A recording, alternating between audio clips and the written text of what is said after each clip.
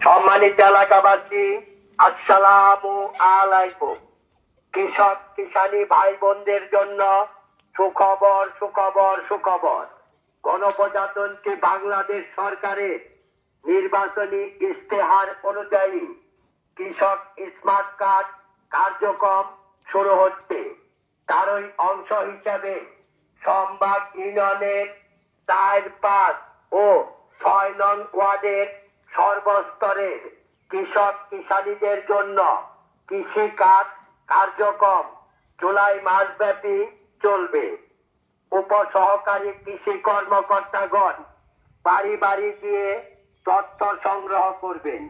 সকল কৃষক কিষানী ভাই বোনদের নিজের ও নমিনির এনআইডি কার্ড সহ নিজ নিজ বাড়িতে অবস্থান করে সকল ধরনের তথ্য দিয়ে সহযোগিতা করার জন্য অনুরোধ করা হলো।